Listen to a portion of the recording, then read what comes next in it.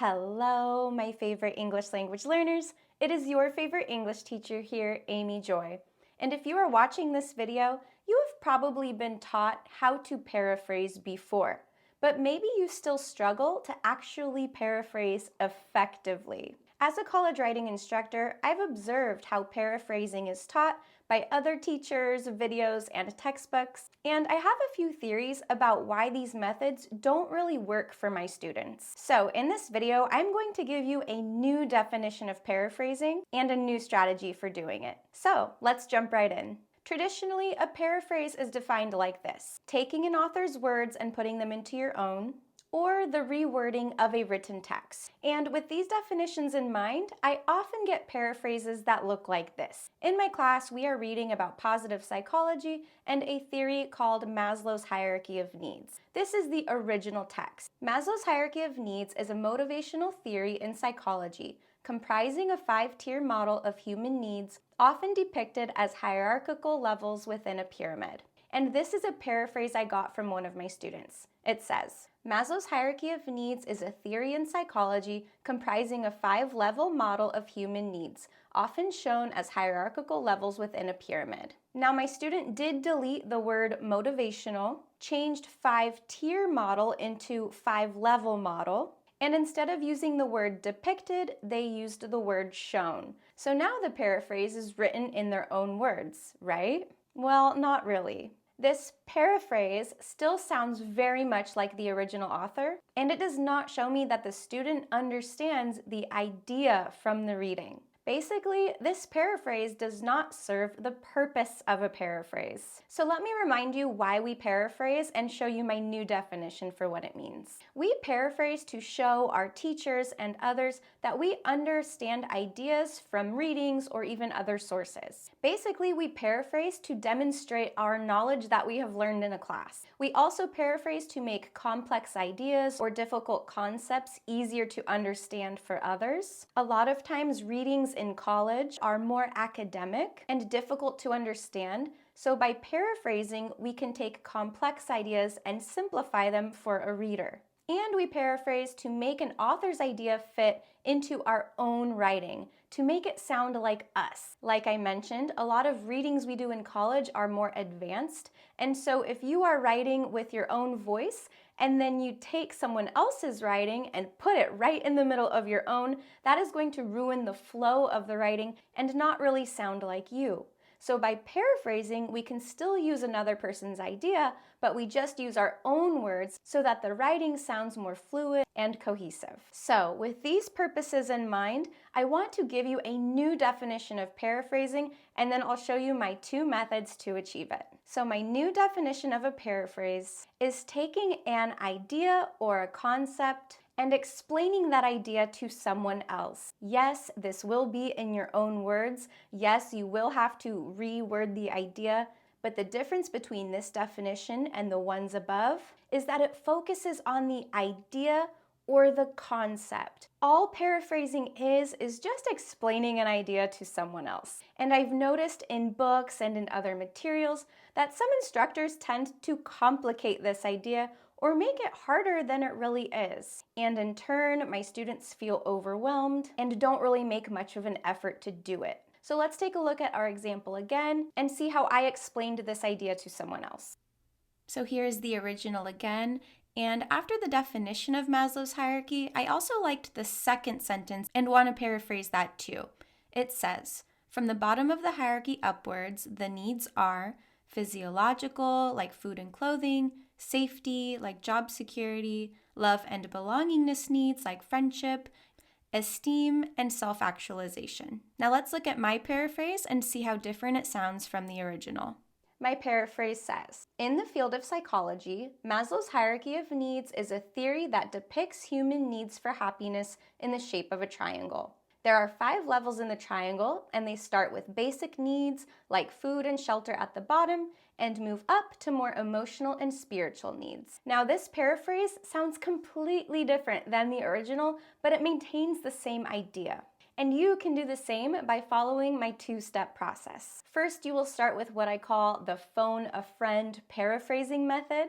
And the second is using a paraphrase checklist to check your work. From the materials and videos I've seen out there that teach paraphrasing, most put a lot of emphasis on the checklist. But I want you to focus more on step number 1, the phone a friend paraphrasing method. Let's take a look at what that means. The first step of this strategy is reading. Find an idea or a concept from a reading that you want to use in your own paper. It shouldn't be more than a paragraph or so, and you should read it several times. Then make sure you understand the idea that is being explained. Like I said, a lot of academic texts are very complex and dense and use big vocabulary, so use a dictionary if needed to make sure you fully understand what is being said. This is the most important step because based on our new definition, we want to focus on explaining a new idea. And if you don't understand that idea, you won't really be able to explain it well. Then comes the magic of this strategy. You are going to pick up your cell phone, or you can just hold your hand like this, like you are going to talk to a friend. Then you will speak out loud and you will just explain the idea starting with one of these phrases.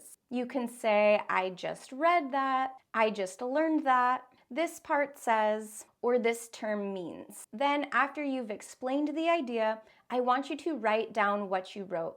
While you're writing, you can revise as needed by either removing the phrase you started with, changing grammar, etc. Now, after I've phoned my friend, this is what I have written down. I just learned that Maslow's hierarchy of needs is a theory that puts human needs in the shape of a triangle. There are 5 levels and they start with basic needs like food and shelter at the bottom and move up to higher needs. Now honestly, this is a great paraphrase. When you write this down later on, yes, you will revise it, maybe adding in some information that you didn't say when you were talking out loud, and definitely removing your starter phrase. But overall, this is such a better start than simply changing out a couple words for their synonyms and thinking that you have paraphrased it.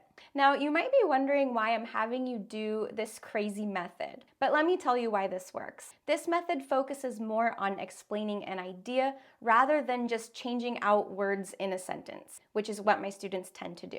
It makes you look away from the text itself, which will help you not copy what the original author said. By using the sentence starters, it forces you to change the structure of your sentence from the original, which is really important in making something sounding like you. Now, I actually invented this method after I had many students over the years come to my office and ask me why I marked them off for not paraphrasing appropriately. When I meet with them, I always ask, well, what are you trying to say? What do you want to explain? And then they would beautifully and eloquently tell me their ideas in very simple language. And once they did, I just told them, write that down. That's such a good paraphrase. They had explained the idea perfectly in their own words without looking at the text. They just didn't realize why they were actually paraphrasing something. Sometimes I think my students are so concerned with sounding academic, using big words, and focusing on the original definition of a paraphrase where they just need to switch out the words, that they forget the purpose of paraphrasing is just to explain an idea. Imagine that you attended a lecture and your friend was sick, and they call you and they ask, what did we learn in class today? You're not going to go to your book and read out the definition of all the new concepts you learned. No, you're just going to tell them and explain the ideas in your own words. That is all that paraphrasing is. And so I want you to change your perspective from rewording something to just explaining an idea. So I really hope I've given you a new perspective on what paraphrasing is and why we do it. And before moving on, if you have found this video helpful so far, I just want to remind you to like this video and subscribe to my channel so you can keep improving your English writing with me. Now here's our checklist that can help you make sure you've changed enough of the original text to sound like you. You can use synonyms, you can change word forms and pronouns, you can change the sentence structure or the sentence type by changing the order of clauses or prepositional phrases. You can add words that you know, and you can remove words that you don't know. I recommend using at least 3 of these strategies to ensure that your writing sounds original. But if you use the phone a friend paraphrasing method, you will likely use all of them. The purpose of this checklist is just to double check that you have changed enough of the original. Now, while I do really appreciate highlighting all the ways you can change a text, honestly, sometimes I think this checklist can be really overwhelming and almost confusing for students. I'm going to show you how you can use it, but I would like to emphasize that doing step 1 will probably give you a better result than only using this checklist. So let's take a look at my paraphrases and see how I did use these. But keep in mind, I didn't start with the checklist. I just explained the ideas out loud first. So let's take a look. In my paraphrase, I did use a lot of synonyms. I took the phrase 5-tier model and I changed it into 5 levels. Instead of the word pyramid, I used triangle. Instead of the word clothing, I chose shelter. Now I know that clothing and shelter are not exactly synonyms, but they convey a similar meaning. They convey a similar idea. And so your synonyms don't even always have to be exact, especially when you're thinking about examples. And then lastly, I changed esteem and self-actualization into emotional and spiritual needs. Then you can see how I changed some word forms and pronouns. Where it says often depicted, I said it's a theory that depicts. Instead of the needs, I used they. And instead of upwards, I used the preposition up. Then I naturally made a lot of changes to the sentence structure by changing the order, how many sentences I even used, and the type of sentences. For example, I took the prepositional phrase in psychology, which used to be in the middle of the sentence, and I moved it to the front.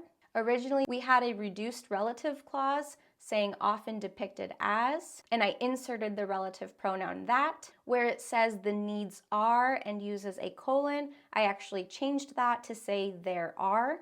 And then in the original, the second sentence began with from the bottom, but I put that prepositional phrase more in the middle. Now notice in this step that you can really change anything about the sentence structure and even change the number of sentences that you have. Notice where we have a colon, I actually combined sentences. I said there are 5 levels in the triangle and they start with basic needs and it goes on. So instead of using a colon and a list, I used a compound sentence with comma and. Now, something you might not have noticed or learned before is that you can even change how many sentences you use to express an idea. In this example, we do have 2 sentences in each one, but we've just changed the type of sentences they are. One with a colon and one with comma and. But I can easily change my paraphrase again and have 3 sentences by removing and, putting a period, and starting a new sentence with the word they. So now in this paraphrase, I have 3 sentences, whereas in the first one, there is only 2. Now again, the reason why I don't like starting with the checklist is because it can feel very overwhelming and you might not have the linguistic knowledge to be able to say, oh, that's a reduced relative clause. I'm just going to change this and use a relative pronoun. Most students don't think that way. So if you can get all of your ideas down on paper first and just use the language that you already know, I think you will have much better luck explaining ideas in your own words and then just using this checklist to make sure that you've changed enough. Now, another step on this checklist is to add words that you know. I think sometimes my students are so concerned with just changing words and using synonyms that they forget they can completely add words as long as they keep the meaning of the sentence. So in my paraphrase, I said, Maslow's hierarchy of needs is a theory that depicts human needs for happiness in the shape of a triangle. Now, if you have read the whole article, you will know that Maslow is talking about human needs for happiness. This wasn't directly said in the original, but using the context and the content of the whole article, I was able to add in the idea that this is regarding happiness. So I added another word that I knew, for happiness. The original also says that the levels are within a pyramid, and I added in the shape of a triangle. So please don't be afraid to add words that you know to your paraphrase to explain the idea more clearly and make it sound like you. Now, the last point in our checklist is arguably the most important, in my opinion, and that is to remove words that you do not know. Typically, published authors have very distinct styles and they have very unique word choices that the general population doesn't necessarily use. So if you're using a very obscure or random word that was also used in your reading, that is a huge red flag to your professor, and it's very obvious that that word didn't come from you. For example, in our original, there are some really unique ways that this author expressed their idea. They used the word comprising, which is not totally random, but I personally know a lot of my students don't really use that word. Then they turned the noun tier into an adjective by saying 5-tier model. That's a very unique way of expressing that idea that probably I wouldn't do naturally or think to do, and neither would my students. Also, using the adjective hierarchical, which is so hard to say by the way, isn't a super common adjective, and so I, as an instructor, if my students were to use all of those same words, it would stylize out a lot and make them not really sound like themselves. This is not to say that my students don't know or can't use advanced vocabulary, but these are some very stylistic choices from the original author that would stand out to me as a reader. So my advice, if you have never used a word or a word form before that appears in the original, do not use it. And if you're using a word that doesn't sound like you, don't use it. Of course, there are going to be exceptions, like if you want to use a new word that you learned from the course, then of course go ahead and use that. But I and other professors would prefer if you used simpler language clearly than difficult words that either don't make sense or really sound like the original author. If you want to check if you're using a word right, I have a video coming up soon about my favorite vocabulary tool, and I'll link it above when I post it. But if you have never used a word or used a word form in that way, try to find a different way to express it that sounds more like yourself. Okay, let's go through one more example together so you can see how different my paraphrase looks and sounds compared to the original. This one's a little simpler. It says, although the most basic needs might get the most attention when you don't have them, you don't need to fulfill them in order to get benefits from the others. Even when we are hungry, for instance, we can be happy with our friends. And here's my paraphrase. Even though we might focus primarily on lower level needs, especially if our basic needs are not met, we can still get happiness from meeting higher level needs without fulfilling some of our basic needs. For example, you can experience happiness with your loved ones even if you don't have food. So in this example, I used so many synonyms. I'm going to show you in 2 different ways. First of all, I changed a lot of the grammatical words. For example, our subordinating conjunctions, like although, I changed to even though, even when, I changed to even if.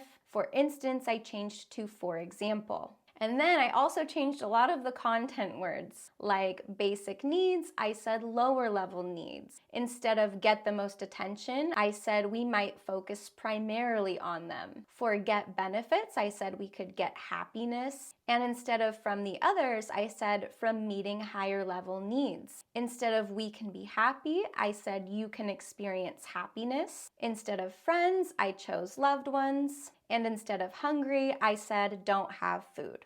But keep in mind, when I did this paraphrase, I did not look at the original and just change all the words into synonyms. First, I had to understand the full idea, then explain it in my own words, and then I did some revision, yes, looking through the text, noticing what I maybe missed, adding things in, and revising a little bit until it sounded like myself. But what I really don't want you to do is simply look at the original, change some words into synonyms, and think that you're finished. Then moving down our checklist, we can change our word forms and some pronouns.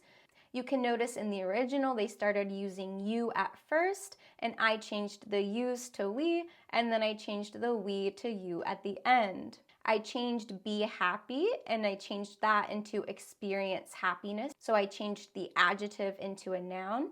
And also, instead of saying you don't need to fulfill, I said without fulfilling, changing the infinitive into a gerund. Now let's check if I've changed any of the sentence structure.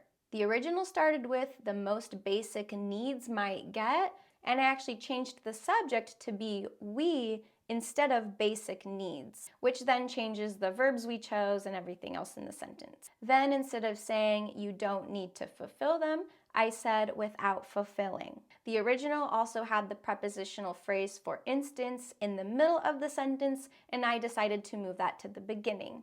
And oppositely, I moved the phrase even when down to the middle, and I'd also changed it into a synonym to say even if. So lots of changes going on. Definitely sounds different than the original. Now, since I used so many synonyms in my writing, I actually didn't have a lot of room to add my own, but the synonyms I did choose were words that I knew.